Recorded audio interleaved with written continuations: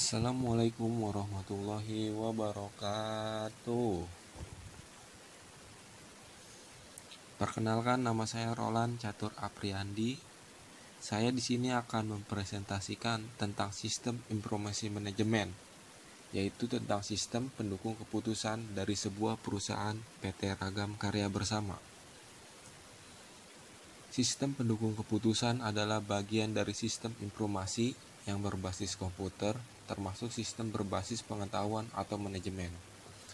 Pengetahuan di sini saya menjelaskan yang dipakai untuk pendukung pengambilan keputusan dalam suatu organisasi atau perusahaan.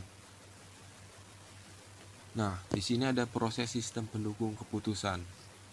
Pengolahan data. Pengolahan data yaitu adalah termasuk database yang mengandung data yang relevan untuk berbagai situasi dan diatur oleh software yang disebut database manajemen sistem.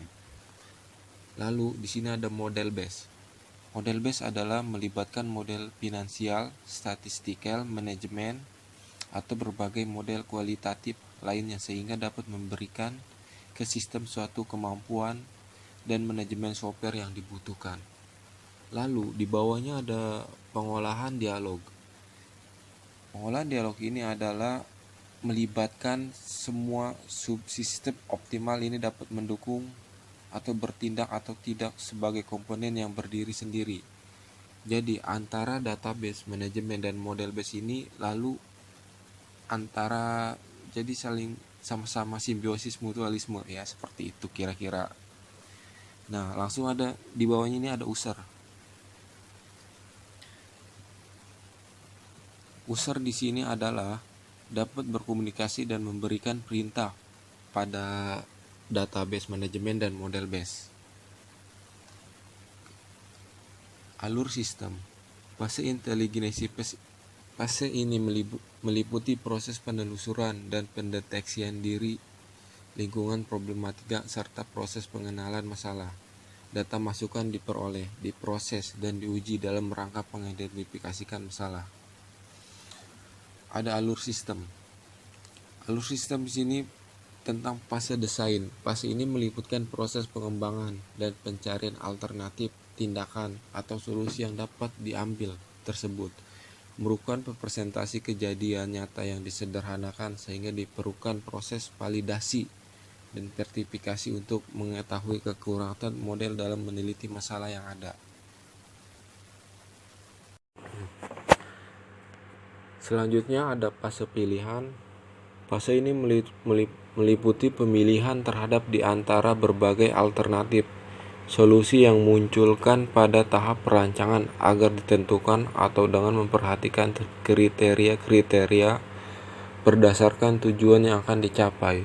Contohnya fase pilihan ini yang harus dimiliki oleh sifat sebagai manajemen, seperti contohnya membutuhkan karyawan. Jadi karyawan ini harus sesuai dengan kriteria dan bakat-bakat yang sesuai dengan sistemnya. Seperti itu mungkin. Fase implementasi. Fase ini meliputi penerapan terhadap rancangan sistem yang telah dibuat pada tahap perancangan serta pelaksanaan alternatif di tindakan yang telah dipilih pada tahap pemilihan. Kelebihan fitur. Kelebihan sistem pendukung keputusan meliputi 1. Memperluas kemampuan dan mengambil keputusan dalam memproses atau informasi untuk mengambil keputusan. Terus, menghemat waktu yang dibutuhkan untuk memecahkan masalah, terutama berbagai masalah yang sangat kompleks dan tidak terstruktur. Dan yang terakhir, menghasilkan solusi dengan lebih cepat dan menghasilkan dapat diandalkan.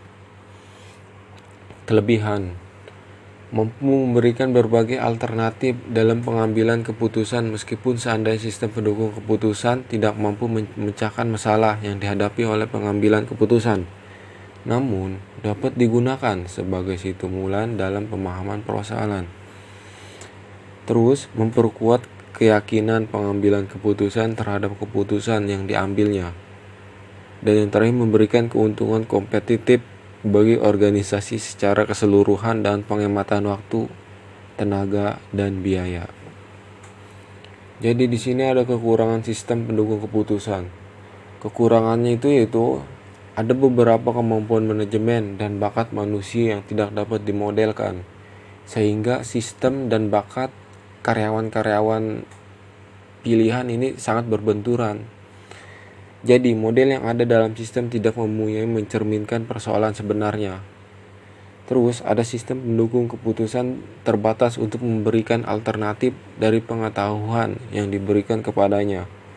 Pengetahuan dasar serta model dasar pada waktu perancangan program tersebut. Proses yang dapat dilakukan oleh sistem pendukung keputusan biasanya tergantung juga pada kemampuan perangkat lunak yang digunakan dan banyak sekali macam-macamnya. Saran saya di sini ya seperti dari kelompok kami, sistem pendukung keputusan ini ditunjukkan untuk mempelajari dan pengetahuan prinsip-prinsip yang apa saja dalam menangani masalah yang didapati ketika sebagai manajer suatu saat nanti. Jadi, mempermudah bagi lulusan sistem informasi untuk menjadi seseorang manajer dalam menangani masalah yang ada. Oke, cukup sekian dari presentasi saya. Mohon maaf atas kurangnya. Mohon maaf. Makasih.